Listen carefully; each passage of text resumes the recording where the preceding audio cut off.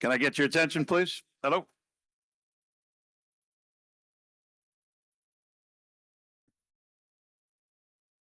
Hello? Excuse me.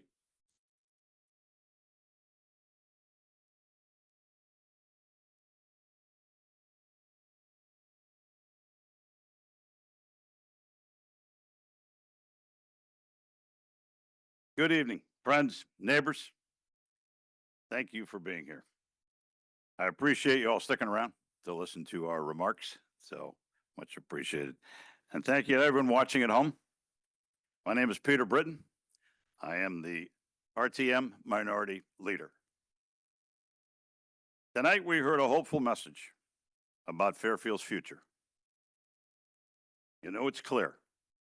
We all want the same thing. We all want Fairfield to be safe, affordable, well-run, and strong for the next generation. Where we differ is not in our intentions, but our expectations of leadership. Because the State of the Town address is not just about optimism, it's about accountability, it's about results, it's about a vision or a plan for Fairfield's future. And it's about whether the reality of Fairfield residents are living with matches the story they are being told.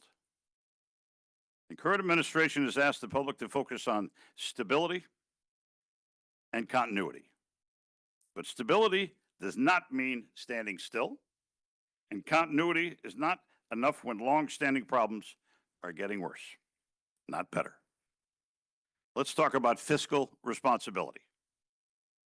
We were promised to clean up a mismanagement. Instead, Fairfield taxpayers learned $170,000 was misappropriated for a souped-up emergency command vehicle without transparency or proper oversight. We were promised a new payroll system to fix long-standing problems, but instead produced costly errors in payroll and tax withholding and failed to truly transition police and fire departments.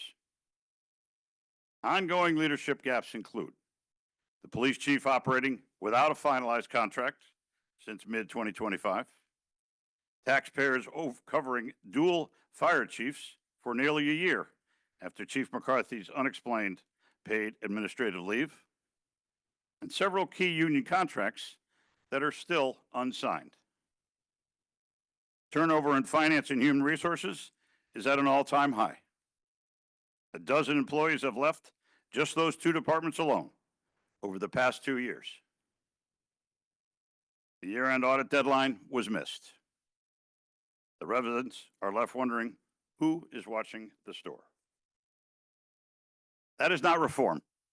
That is not progress. And we must do better and correct this. We were told affordability would be a priority, especially for seniors and families on fixed incomes. Yet for the past 2 years, we have seen the highest tax increases since 2019 and spending increases of over $25 million. $25 million. After reevaluation, Fairfield residents are now facing projected tax increases of 6 to 8%. We've all heard this. Even if spending remains flat, no plan was presented to mitigate that impact. No relief strategy, no serious acknowledgement of the burden this places on homeowners who did nothing wrong. You cannot talk about affordability while ignoring the bill that's due. We were told infrastructure would improve. But anyone who drives in Fairfield knows the truth. Traffic is getting worse.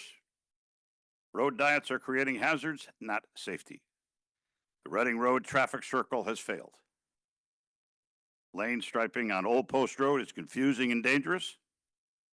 Villa Avenue curbing has become a nightmare. New designs at Stilton and Mill Plain roads are creating daily backups that spill into neighborhoods. Planning without execution is not leadership. And redesigning roads without listening to residents is not progress. We were told that education spending was about our children, and of course it is. Yet more than $70 million was rushed through for an elementary school expansion at a time when enrollment is at its lowest point. Time will tell whether this was a strategic investment. We were told economic growth was a priority. But the only growth many residents see is more high-rise apartment buildings, which add traffic, strain services, and change the character of our town without clear benefits for the people who live here. Many of Fairfield's beloved small businesses located next to our historic community theater were recently informed they must be out of their locations by April. This includes Fairfield Barbershop that's been there 80 years and other popular businesses who are scrambling to find new locations or make the decision to close, like Catch a Healthy Habit, which recently made that announcement. These businesses are being pushed out because the building in which they are located is being torn down, and yet another outsized apartment project. This is not revitalization, this is displacement. Fairfield's small town charm does not survive by accident. It survives because leaders make intentional choices to protect it. And finally, we were told that local control is being defended. The real local control means transparency. It means attending regional planning meetings. It means standing up to one-size-fits-all policies. And it means engaging residents before decisions are made, not after the fact. Fairfield is not broken, but it does need course correction. So let me be clear about what course correction looks like from our perspective. It means restoring fiscal discipline by strengthening internal controls, demanding transparency in major purchases, and fixing our payroll and financial systems before asking taxpayers for another dollar. It means stabilizing town hall by retaining experienced staff, rebuilding trust inside our finance and human resources department, and meeting audit deadlines on time, every time. It means addressing affordability honestly by planning for revaluation impacts in advance, pursuing targeted tax relief for seniors and residents on fixed incomes, and making hard choices about spending priorities.